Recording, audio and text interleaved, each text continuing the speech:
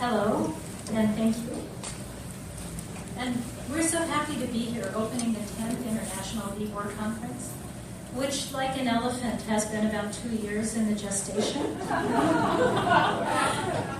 And while we've had the task of carrying the conference, I agree with Monty Pearl, who said, parthenogenic creativity is a megalomaniac delusion.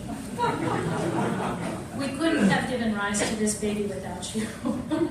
And to demonstrate this point, I'd like to ask you to raise your hand and leave it raised if you are part of the eBoard Conference Committee, an exhibitor or a sponsor, going to present a paper, provided clinical material for the master classes, will act as a discussant of a presentation, will lead a discussion group, will facilitate a workshop, are a conference volunteer,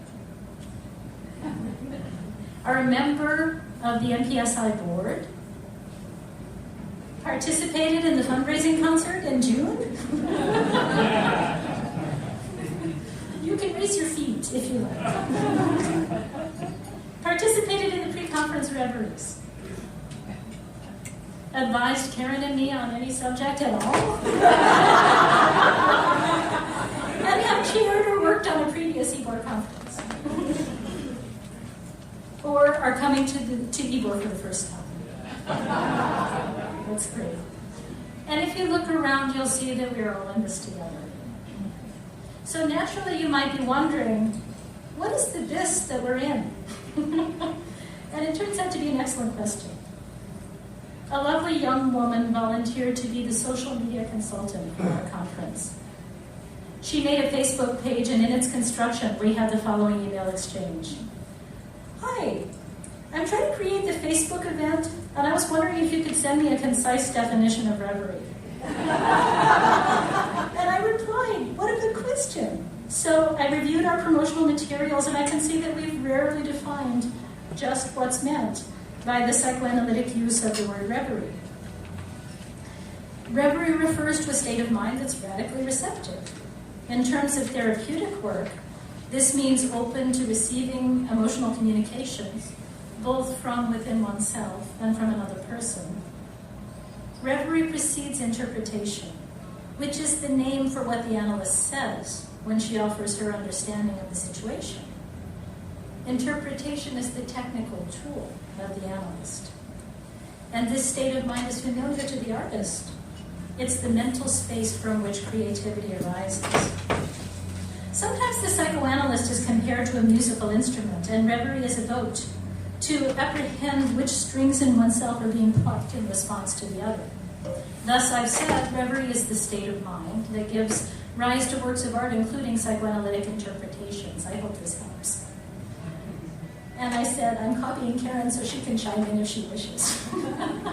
And Karen did wish to chime in, being Karen.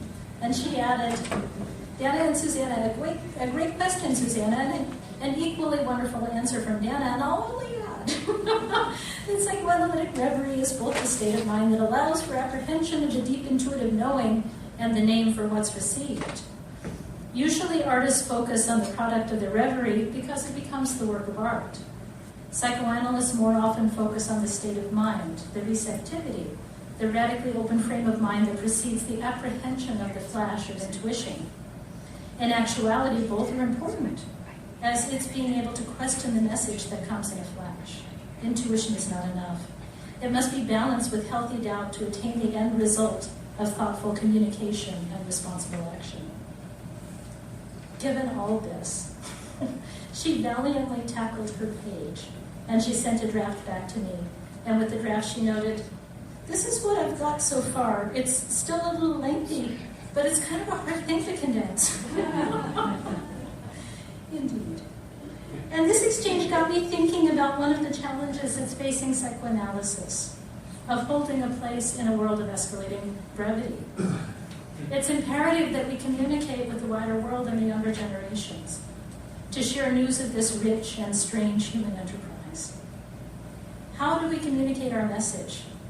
Develop a psychoanalytic soundbite? So I decided to compose a tweet which is an electronic message of 140 characters max, defining our this conference theme, and in this effort I failed. Here's the best that I could muster.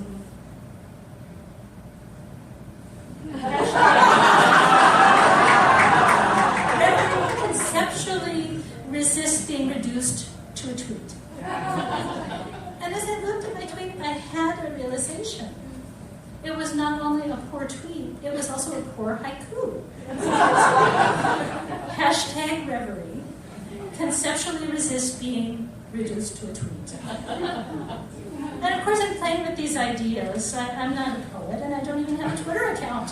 However, the transformation of reverie into expression is precisely the subject of tonight's event. Art and the artist's point of view are broadly accessible and provide us with an important byproduct of reverie. And with this, I'll turn back to Karen to introduce our first presenter.